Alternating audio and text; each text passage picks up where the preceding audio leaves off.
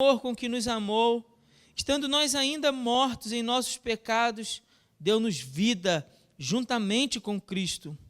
Pela graça sois salvos, e nos ressuscitou juntamente com Ele, e com Ele nos fez assentar nas regiões celestiais em Cristo Jesus, para mostrar nos séculos vindouros a suprema riqueza da sua graça, pela sua bondade para conosco em Cristo Jesus. Porque pela graça sois salvos por meio da fé. E isto não vem de vós, é dom de Deus. Não vem das obras, para que ninguém se orgulhe, porque fomos feitos por Ele, criados em Cristo Jesus para as boas obras, previamente preparadas por Deus, para que andássemos nela. Mantenha a sua Bíblia aberta, vamos orar. Pai, muito obrigado, Senhor, por esta palavra. Agora que nós lemos, ó Deus, pedimos no nome de Jesus, Teu Espírito Santo, possa abrir os olhos do nosso coração para o entendimento, para a compreensão da Tua palavra, Senhor. Que Tua palavra em nós seja como a boa semente a produzir frutos para a vida eterna. É o que nós te pedimos em nome de Jesus. Amém. Os irmãos podem se assentar? Amados, no capítulo 1, Paulo descreveu para nós sobre as ricas bênçãos que nós já recebemos em Cristo, as ricas bênçãos que nós já recebemos, não bênçãos que nós estamos ainda por receber, mas bênçãos que nós já recebemos em Cristo. E depois do verso 15 até, do verso 15 mesmo, até o verso 23, Paulo nos falou sobre a sua oração em favor da igreja, em favor dos santos. E a oração do apóstolo é para que a igreja tivesse os olhos do coração abertos. E tendo os olhos do coração abertos, a igreja pudesse compreender a grandeza dessas ricas bênçãos que já receberam e ela pudesse se apropriar dessas bênçãos, porque essas bênçãos é o que capacita a igreja para viver de maneira digna do chamado que a igreja recebeu. Eu vou repetir isso aqui, preste atenção aqui em mim, para você não perder, porque sem você entender essa dinâmica do capítulo 1, você não vai entender o livro de Efésios. Então você vai ler 300 vezes e não vai conseguir capturar o que o apóstolo está dizendo. E é algo muito rico aqui para nós. Mas a gente precisa entender isso desde o início do capítulo. Veja só o que eu estou dizendo. A igreja recebeu ricas bênçãos. E são essas ricas bênçãos que capacitam a igreja para viver da maneira digna do chamado que ela recebeu. Então veja só, o que nos faz caminhar com Cristo, o que de maneira prática, em termos práticos, o que nos faz viver essa vida cristã em obediência ao Senhor, não é a nossa capacidade. Não está em nós, não está em você. Não é uma coisa sua. Alguém disse a você sobre o Evangelho, alguém apresentou o Evangelho a você e aí, você despertou para aquilo, você criou juízo, vamos dizer assim, Criou juízo. Ou até uma expressão mais dura, que a gente ouve por aí, criou vergonha na cara. E aí, depois que você então criou vergonha na cara, aí você passou a viver de maneira obediente e digna do chamado que recebeu em Cristo Jesus. Foi isso que aconteceu? Alguns estão prestando atenção, outros não. Foi isso que aconteceu? Não, não foi isso que aconteceu. O que eu estou dizendo é que nós só conseguimos caminhar de maneira digna do Evangelho quando nós compreendemos as ricas bênçãos que já recebemos em Cristo. É isso. Ou seja, nem a tua obediência é mérito teu. A tua obediência é um produto do Evangelho em você. Em você. Bom, isso tem tudo a ver com o que Paulo vai se dedicar no capítulo 2 também. A carta inteira é essa dinâmica que nós vemos. E no capítulo 2, Paulo vai falar sobre a maravilhosa obra da salvação. Então, agora ele se aprofunda nessa bênção que nós recebemos, em uma dessas bênçãos que recebemos, Paulo lista várias, e que Deus, então, é quem realiza essa obra. Deus realiza essa obra por meio de Cristo e nos concede em Cristo uma nova posição espiritual. Então, o grande milagre operado pela graça de Deus dá vida ao pecador e faz com que o pecador agora desfrute de uma nova posição espiritual, de uma nova posição com Cristo. Estamos juntos, sim? Amém? Então, quem realiza a obra da salvação é o próprio Deus. E quando Deus realiza essa obra, o que é que isso permite ao pecador? Isso permite ao pecador agora desfrutar de uma nova posição com Deus, de uma nova posição em Cristo Jesus. A expressão que nós vamos ver é a expressão que aparece no verso 6, dizendo, nos fez assentar nas regiões celestiais em Cristo Jesus. O que isso quer dizer? Quer dizer que nós agora passamos a desfrutar de uma comunhão com Deus, de uma intimidade com Deus, de uma nova relação com Deus. E isso só é possível pela obra que Deus opera em nós. Mas antes de Paulo falar sobre a obra que Deus opera em nós, Paulo vai falar sobre a obra que o pecado operou em nós. Preste atenção. Antes de Paulo descrever a obra que Deus operou em nós, ele se dedica a falar sobre a obra que o pecado, isso mesmo, o pecado operou em nós. E que obra é essa que o pecado opera no pecador, no ímpio? Vamos ver isso. Paulo, para isso, dedicou os primeiros 3 versículos. Ele diz assim, ele nos deu vida, estando vós o quê? Mortos nas vossas transgressões e pecados. Então, ele agora está fazendo para nós um retrato da condição espiritual de um homem sem Cristo. Qual é a condição espiritual de um homem sem Cristo? Ele está morto. Esse é o retrato, ele está morto. E ele está morto e a causa da sua morte ele também coloca para nós. Se a gente estivesse fazendo uma investigação no corpo, quais seriam as causas da morte? Ele diz, transgressões e pecados. Suas transgressões e pecados o mataram. É óbvio que Paulo aqui se refere à morte espiritual. Antes de Cristo, o homem está fisicamente vivo. Então, o homem ímpio, o incrédulo, o homem que vive no pecado, ele está fisicamente vivo. Ele pode beber, ele pode andar, ele pode falar, pode comer, pode cometer toda a sorte de pecado e transgressão, porém, espiritualmente ele está morto. E assim, nada pode fazer absolutamente que agrade a Deus. Ele não pode fazer nada que agrade a Deus. Tal como um corpo morto fisicamente não responde a estímulos, né? Um morto não vai rir de uma piada que você conte. Se ele rir, você vai sair correndo. Não é verdade? O morto não vai responder o que você falar com ele. Se ele começar a falar, você vai ter um infarto do coração ali, imediatamente. Né? O morto não vai levantar, ainda que você, né, o espete com uma vassoura. Bom, assim como o morto fisicamente não responde a estímulos físicos, o morto espiritual também não é capaz de reagir a nenhuma espécie de estímulo espiritual. Eu brinquei, você riu, para a coisa ficar um pouco mais leve, mas entenda bem o que eu estou dizendo. Preste bem atenção no que eu estou dizendo. Assim como um morto físico não responde a estímulos físicos, um morto espiritual, um incrédulo, um homem, uma mulher que vive no pecado, não é capaz de reagir a nenhum estímulo espiritual. Deu para entender isso? Essa é a lógica do Evangelho. Irmãos, olha só, eu sei que para alguns parece que eu estou chovendo no molhado. Estou dizendo que você já sabe. Mas eu gostaria muito que você prestasse atenção. Porque na prática, a maioria de nós não entende isso. Não entende isso.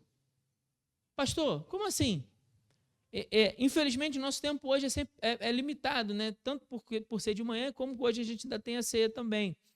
Eu não quero consumir o tempo da ceia do Senhor. Mas, irmão, pense nisso. Quando a gente vai transmitir o evangelho a alguém, normalmente consideramos essa pessoa o quê? Ah, o João é uma pessoa muito boa, pastor. João é um homem bom. Poxa, João, caramba, João é um menino estudioso. João é trabalhador. João é honrado, é honesto. João, poxa, João é bacana. Poxa, João só tem um probleminha. Não é assim que a gente fala? João só tem um probleminha. João não é crente. Olha como é que você sabe. Ou seja, na hora de cumprir a missão, ignoramos completamente o estado espiritual que a Bíblia descreve a respeito do pecador. Dizendo assim, não, ele só está um pouco assim, sabe como é, rebelde ainda ao Evangelho. Ele só não é religioso, ele não vai à igreja. Não. Igreja, em nome de Jesus, o pecador não tem um probleminha. O pecador não está doente, precisando de cura. Um pecador não precisa de restauração. O pecador precisa de ressurreição. Ele precisa de vida. Ele está morto. Tem um telefone tocando aí. Se o irmão puder tirar o volume, me ajuda. Entenda, o homem no pecado está morto. Ele tem suas faculdades espirituais falidas. Ele não pode falar, ouvir, ter fome ou sede das coisas de Deus, a menos que o Senhor lhe dê vida. Suas faculdades espirituais não funcionam. A morte não é apenas a falência do corpo físico. Outra coisa que a maioria não entende, escute, a morte não significa apenas a falência do corpo físico. E isso está claro desde o início das Escrituras. Desde o início. O que Deus disse para Adão e Eva se eles comessem do fruto? Certamente morrerás. E o que foi que aconteceu? Você talvez diga assim, eles não morreram. Bom, quem disse que não? Primeiro, o que Deus faz com eles a respeito do jardim? Se afastem. E depois, quando Deus confronta Caim pela morte de Abel, o que Deus faz com Caim?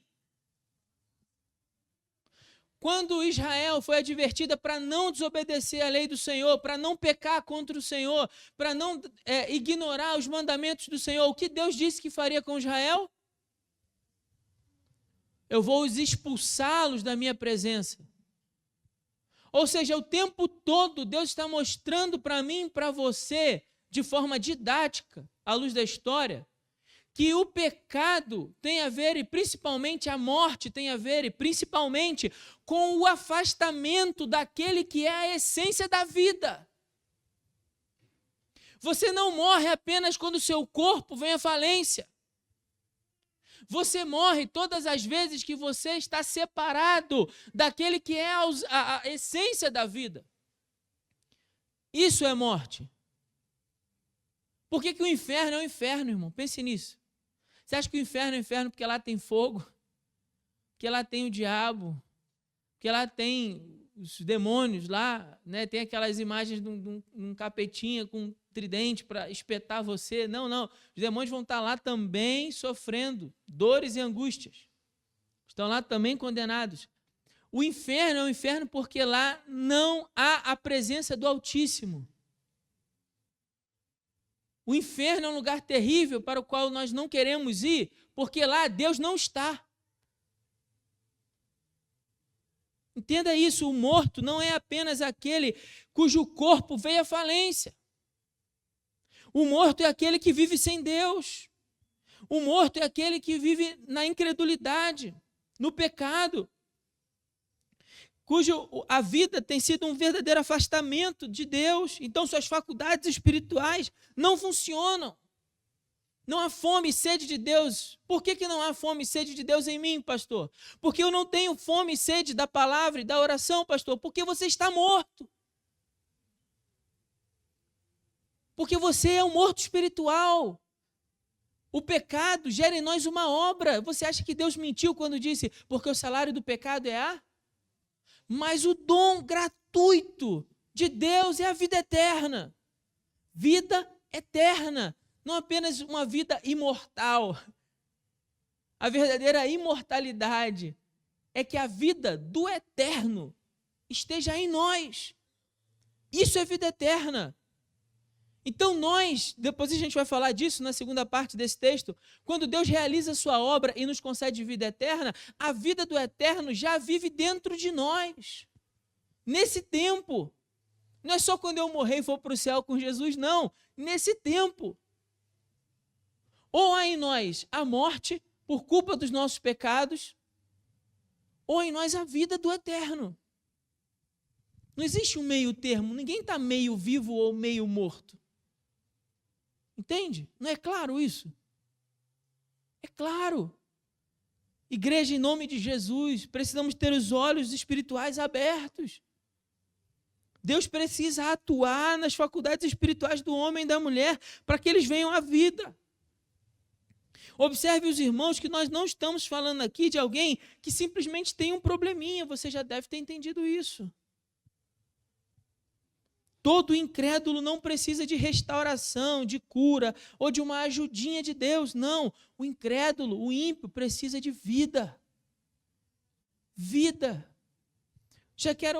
Desde agora, já te dar uma aplicação prática sobre essa verdade espiritual que nós estamos lendo.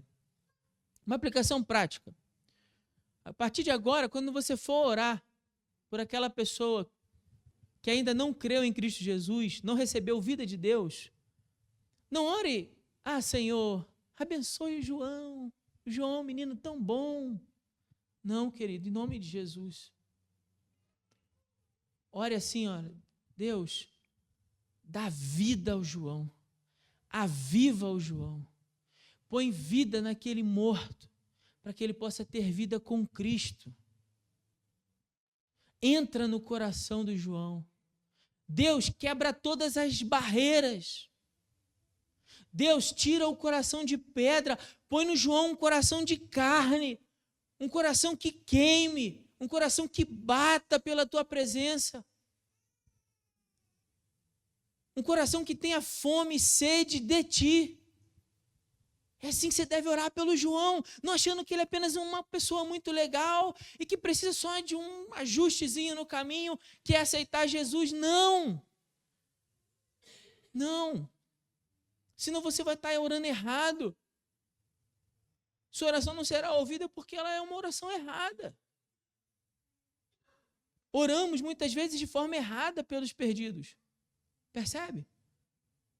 Porque na nossa visão limitada humana, consideramos que os perdidos têm só um probleminha, quando na verdade a Bíblia é clara ao dizer eles estão mortos. E talvez você precise orar assim por você também.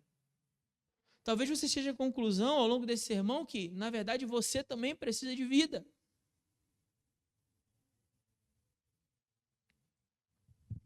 O salário do pecado é a morte, mas o dom gratuito de Deus é vida. Isso significa que o mundo, irmãos, o mundo está repleto de pessoas que, mesmo podendo andar por aqui e ali, estão, na verdade, como um verdadeiro cemitério. Pessoas que precisam de Deus. Precisam de Deus. Precisam da palavra de Deus. Você lembra de Ezequiel? Você lembra quando Ezequiel chega diante daquele vale de ossos? Não havia gente ali com um probleminha. Não havia gente ali doente precisando de cura. Não havia gente ali que só precisava de um ajustezinho na caminhada. Não. Ezequiel chega diante daquele vale e tem ali só ossos secos.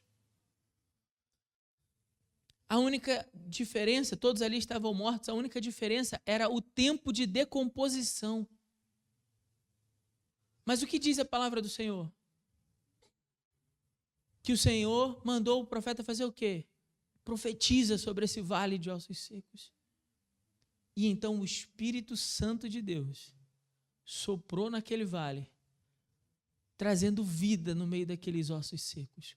Porque o único que pode dar vida ao pecador é o próprio Deus, o autor da vida. Mas Ele pode, isso é maravilhoso, Ele pode fazer. Então nós precisamos reclamar por isso, precisamos orar por isso e declarar a palavra do Senhor sobre o vale de ossos, para que haja vida do Senhor. Versos 2 e 3, meu Deus, ainda estou aqui. Bom, versos 2 e 3, ele fala assim: vocês no passado andavam no caminho deste mundo, o príncipe do poderio do ar, no espírito que agora age nos filhos da desobediência, entre os quais todos nós andávamos. Vou resumir. Desde Adão e Eva, o homem anda em desobediência. E esse homem desobediente está sob a força de 3 fatores, 3 coisas que ele coloca aqui, para a gente resumir. 3 coisas ele coloca como forças que atuam no homem pecador. Escute bem: o mundo, o diabo e a carne. 3 coisas atuam sobre o homem pecador. O mundo. E por que o mundo? Como está escrito em João, porque tudo o que há no mundo, a concupiscência da carne, dos olhos, a soberba da vida, não procede do Pai, mas procede do mundo. Ou seja, os desejos, os prazeres, as ofertas que o mundo faz, isso atua sobre o homem pecador. O que mais ele diz que atua? Outra força que ele diz que atua. Verso 2 diz: o segundo, o príncipe do poderio do ar. Está falando do diabo. Ele está falando dos demônios, porque Satanás não é onipresente. Satanás não pode estar em todos os lugares como Deus. Então, Satanás e os príncipes do poderio do ar, né, os demônios que caíram junto com Satanás, eles então passam a atuar como força sobre os homens para conduzi-lo ímpio a continuar pecando. Bom, avança um pouquinho aí na sua Bíblia. A gente vai chegar lá, mas não é hoje. Mas só para a gente ler, Efésios 6, versos 10, 11 e 12, onde isso fica muito claro. Ele diz assim: finalmente, fortalecei-vos no Senhor e na força do seu poder, revesti-vos de toda a armadura de Deus, para que possais resistir firmes contra as ciladas de quem? Do diabo. Você entende isso? Existe um inimigo das nossas almas que põe ciladas no nosso caminho para que você tropece nessas ciladas. A palavra no grego aqui pode ser traduzida por armadilhas, como a armadilha de um caçador que quer pegar a sua presa. Ele diz mais: pois não é contra pessoas de carne e sangue que temos de lutar, mas sim contra principados e poderios. O que ele está dizendo? Príncipes, governadores. Contra os príncipes deste mundo de trevas, contra os exércitos espirituais da maldade que atuam aonde? Nas regiões celestiais. Você entende isso, igreja? É claro que a vida cristã sempre será difícil, porque no combate da fé nós teremos de resistir contra um exército que luta dia após dia para que você continue no pecado. É por isso que é difícil ser crente. Recebemos riquezas espirituais, essas riquezas nos capacitam, mas agora precisamos enfrentar um duro combate da fé. Essa é a dinâmica da carta. E essa é a dinâmica em cada sessão, percebe? Que ele está dizendo: a influência do pecado e do diabo, dos demônios que atuam para que o pecador continue no pecado, em desobediência, como filho da desobediência. A terceira força que ele fala que atua no homem ímpio é a força da carne. A carne é outra força que estimula os homens a pecarem. Eu falo aqui da natureza pecadora, não do corpo. O corpo, quando foi criado por Deus, era algo muito bom, mas depois que o homem peca, há agora nele uma natureza pecadora que sempre tende ao pecado. É por isso que você tem vontade de pecar. Por que você tem vontade de pecar? Porque há em você uma natureza pecadora, uma natureza caída, que se inclina ao que é mal. Como diz Tiago, capítulo 1, versos 13, 14, 15. Cada um de nós é tentado quando atraído, é seduzido pelo nosso próprio mau desejo. Então há em nós um mau desejo. E esses maus desejos nos atraem ao pecado. Pastor, como então podemos nos livrar de uma tão terrível obra essa do pecado? Bom, permitindo não, porque o Espírito Santo não pede permissão a ninguém, mas apenas se fazendo necessário a própria obra do Todo-Poderoso em nós. Deus então precisa atuar em nós. Então, na segunda parte do texto, Paulo vai se dedicar a falar sobre essa obra que Deus realiza em mim e em você. Essa maravilhosa obra. Ele vai dizer a partir do verso 4 que ele nos deu vida. Ele nos deu vida, mas Deus, que é rico em misericórdia, pelo seu imenso amor com que nos amou, estando nós ainda mortos em nossos pecados, deu-nos vida juntamente com Cristo e nos ressuscitou juntamente com Ele e nos fez assentar nas regiões celestiais em Cristo Jesus. Louvado seja Deus, que no meio de um cemitério, no meio de um vale de ossos secos, nos deu vida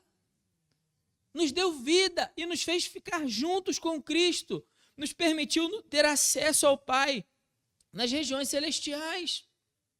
Nós, os que antes éramos objetos da sua ira, agora nós somos alvos do seu imenso amor e das suas ricas misericórdias.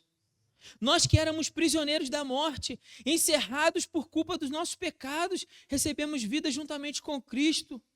Para aqueles que no passado andavam no caminho da desobediência, Deus, pela sua graça, os fez se assentar nas regiões celestiais em Cristo.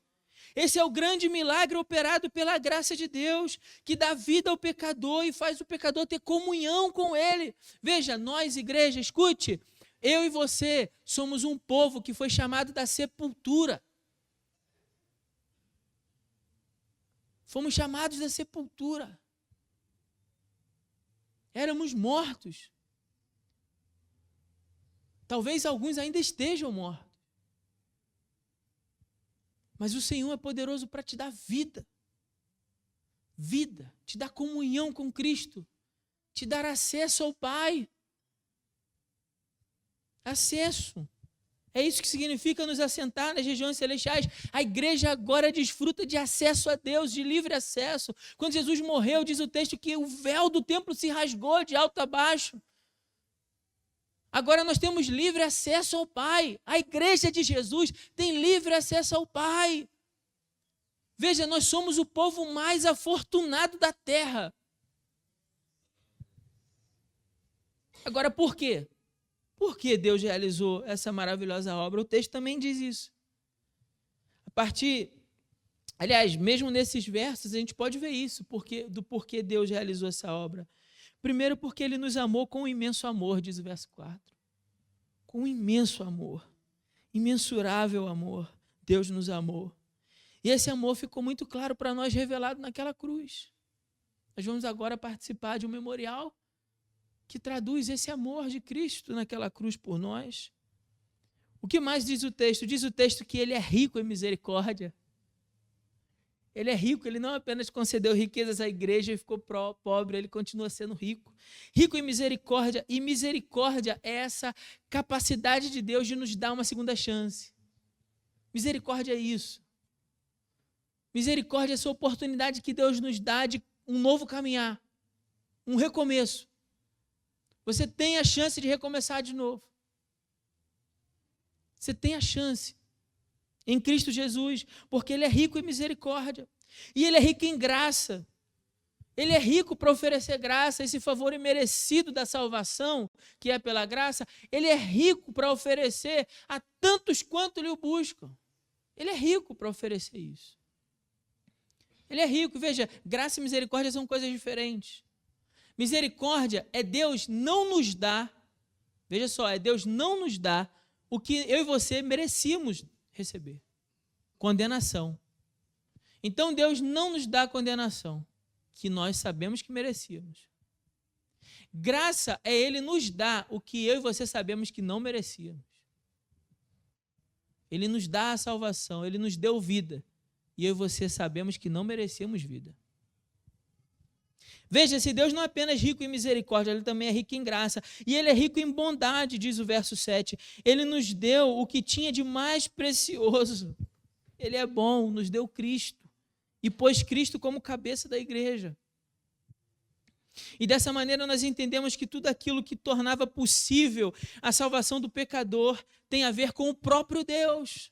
Veja, tudo isso tem a ver com o próprio Deus. Ele é rico em amor, Ele é rico em misericórdia, Ele é rico em graça, Ele é rico em bondade. Nada tem a ver com nenhum de nós.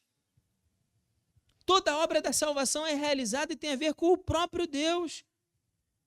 Não é nenhum ato de justiça que eu e você tenhamos praticado. Diz o verso 8, o verso 9, deixam isso claro. Veja aí o que diz a sua Bíblia. Porque pela graça sois salvos por meio da fé. Pela graça, não pelas obras ou por algum sacrifício que a gente tenha feito, alguma promessa de subir em algum lugar de joelhos, e tudo isso é muito honrado, tudo isso é muito louvável, mas não é por isso que Deus nos salvou, não é porque você é bonzinho, porque você ajuda os necessitados, porque de vez em quando você até dá uma cesta básica para alguém ou atende algum familiar seu que está em dificuldade financeira. É óbvio, né? Qualquer um faria isso pela própria família, mas não é por causa disso que você é uma pessoa assim, sabe, um trabalhador dedicado, você não falta à empresa, você mesmo com dor de cabeça, você vai. E aí, não é por isso, então, que Deus salvou você. Deus salvou você pela sua obra da graça, porque Ele é rico em oferecer esse favor imerecido. É por isso que Deus salva. Não vem de nós, irmãos. E quando nós falamos de salvação, também preciso corrigir um outro erro aqui. Quando nós falamos de salvação, não estamos só falando de um ato inicial. Igreja, mesmo você que já tem muito tempo de crente, preste bem atenção no que eu vou ensinar aqui agora. Quando a gente fala de salvação, não estamos falando só do ato inicial, como se alguém entrasse pela porta.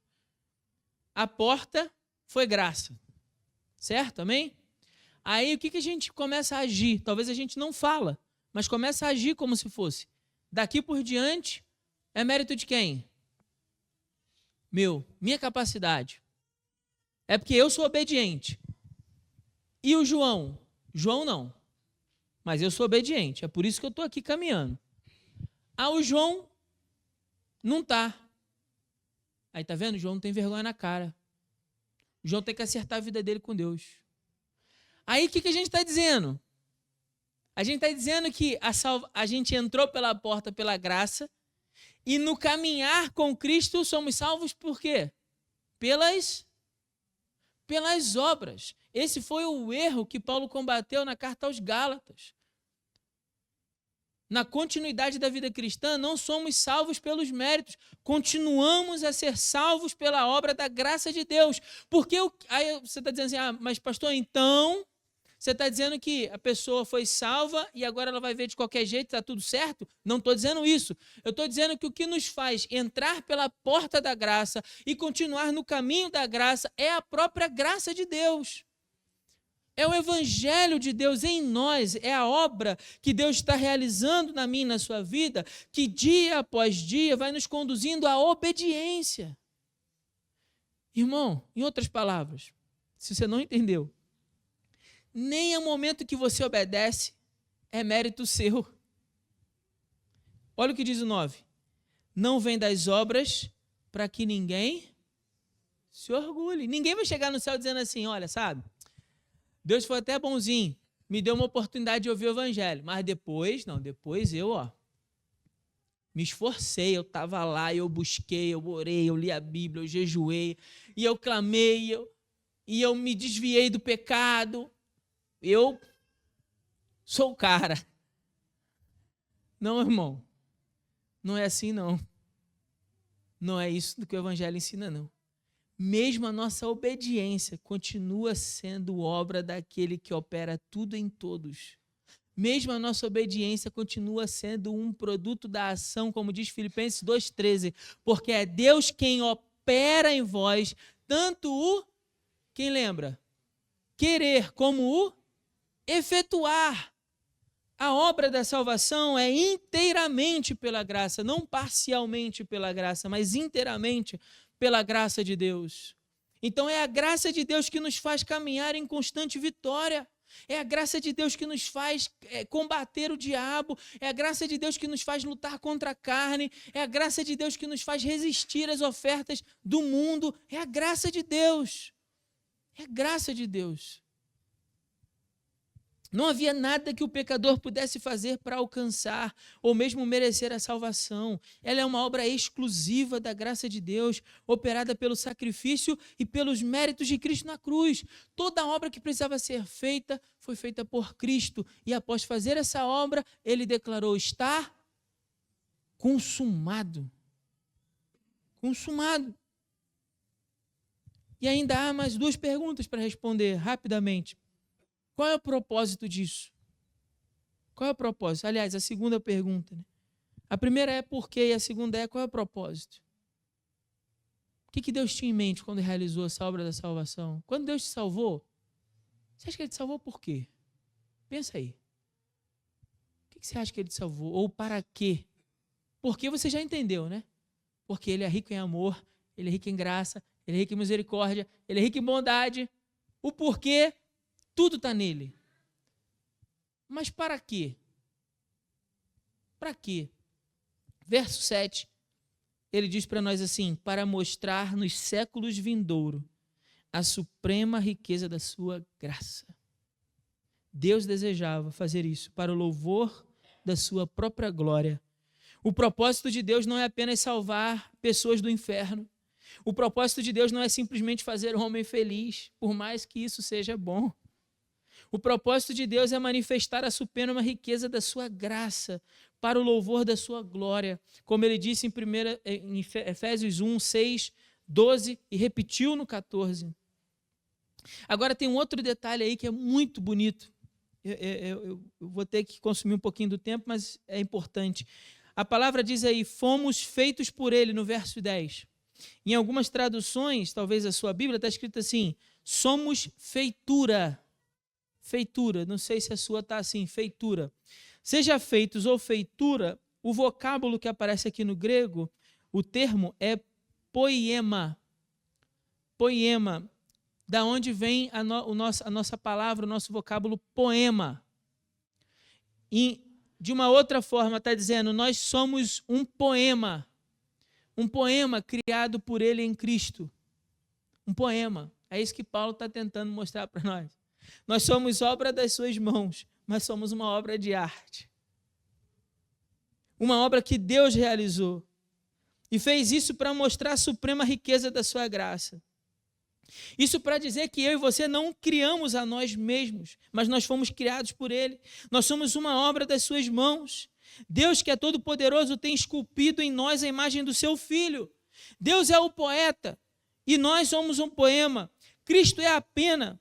E a cada linha, a cada verso, ele deseja glorificar a Cristo na minha vida e na sua vida. Então, o propósito de Deus é esse. Ele salva você e faz isso para glorificar Cristo pelos séculos dos séculos. E o que mais? Outra coisa que Paulo vai dizer é que ele fez isso para a obra que Deus deseja que eu e você, ou melhor, para a obra que ele deseja realizar, porque a obra é dele, realizada através de nós. Olha o que diz aí o final do verso 10, diz assim, aliás, vou ler todo o verso, pois fomos feitos por ele, criados em Cristo Jesus, para as obras previamente preparadas por Deus, para o quê? Para que andássemos nela. Então, Deus tem obras que ele deseja realizar através de mim e de você. É isso que significa andássemos nessas obras, realizássemos essas obras, vivêssemos essas obras. Uma obra que Ele está realizando. Embora Deus não tenha nos salvado pelas obras, Ele nos salvou para as obras. Fomos salvos para uma nova vida em Cristo Jesus, onde a fé é operante. A fé não é só um discurso, a fé não é teoria, a fé é operante. Não se trata de uma fé morta, mas se trata de uma fé em um vivo. Por que às vezes as pessoas falam que uma fé sem obras é uma fé morta? Porque um morto não tem fé. Agora, um vivo tem fé. E um vivo realiza coisas. Sim ou não? Só um vivo pode realizar alguma coisa, um morto não. Faz sentido? Por isso, a fé que ele deseja de nós é uma fé viva. Uma fé para as obras que ele preparou desde a antiguidade. No entanto, é importante compreendermos que é Deus quem opera. É Deus quem realiza essa obra. Eu estava lendo esse texto, estudando, vários comentaristas argumentando que essa palavra, que essa seçãozinha, ela é uma quebra de seção. E, como eu vou dizer, com muito carinho, mas eu devo dizer que não é isso. Não é isso. O texto inteiro caminha para dizer que é Deus que está realizando essa obra. Então, até aquilo que nós fazemos no reino de Deus é um produto da obra de quem? do Senhor. Ainda que Ele faça através de nós, é uma obra que Deus está realizando no seu reino, através de nós. Então nem isso também não vai nos orgulhar, não é? Quando a gente chegar no céu, mas eu fiz, poxa, eu preguei, eu toquei, eu cantei, eu ajudei, eu fiz, eu aconteci. Também não. Por que não? Ninguém vai se orgulhar disso. Porque, Senhor, até o que eu mandei fazer, Senhor, até o que eu fiz, aliás, foi o Senhor que mandou fazer. Qual é a grande ideia, então, desse texto para nós?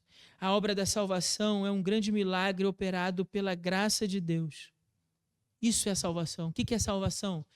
É a obra realizada pela graça de Deus que dá vida ao pecador.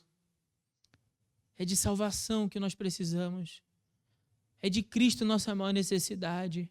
É de salvação que os ímpios precisam. Aquilo que pode dar vida ao pecador, é por isso que nós precisamos orar tanto para que Deus salve os perdidos. É por isso que você precisa orar para que Deus salve a sua vida. É por isso que você precisa orar para que Deus salve seus pais, salve sua mãe, salve seus irmãos, salve seus filhos, salve seu marido, salve sua esposa. É por isso que você precisa orar para que Deus os salve. Pare de orar um pouco para que eles sejam abençoados. Já existe a graça comum. Sabe o que é graça comum? O sol que está fazendo ali hoje sobre nós, está fazendo sobre justos e injustos. E quando vierem as chuvas, a chuva que cair sobre a plantação do justo, também cairá sobre a plantação do injusto. Isso é graça comum. O que os ímpios precisam é de salvação, igreja. O que as pessoas à nossa volta que ainda não têm uma vida com Jesus precisam é de salvação, é de ressurreição.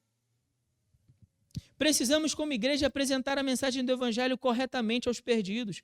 O mundo vive no pecado, incrédulos sobre Cristo e o Evangelho, não tem apenas um probleminha, não, ou precisam de cura, como se estivessem enfermos. Eles estão mortos. Eles não precisam de restauração, mas sim de ressurreição. E devemos pregar e orar por isso, para que recebam da vida de Deus. Outra aplicação que quero deixar à igreja é que toda obra que precisava ser realizada para nos salvar já foi feita por Deus naquela cruz. Cristo afirmou, está consumado, está concluído, não há mais nada que precisa ser feito. Um único e perfeito sacrifício do Cordeiro de Deus foi suficiente para consumar toda a obra da salvação. E é por isso que nós jamais perderemos a salvação. Igreja, o crente perde a salvação? Não. E por que não? Porque a salvação é uma obra realizada pelo próprio Deus. O próprio Deus faria algo e não terminaria? Deus faria uma coisa na minha, na sua vida e não completaria? Deus é perfeito, toda a obra das suas mãos é perfeita. Se a salvação é uma obra das mãos de Deus, a obra da salvação também será perfeita na minha e na sua vida.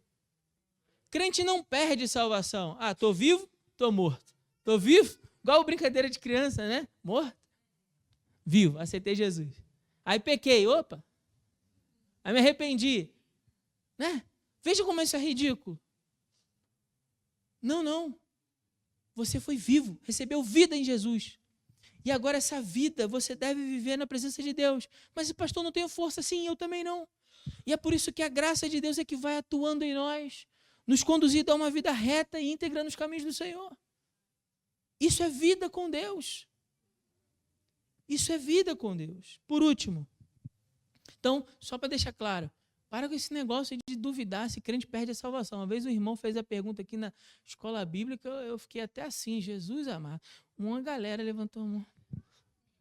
Assim, Jesus, sai disso, irmão. Por quê? Porque salvação não é obra minha.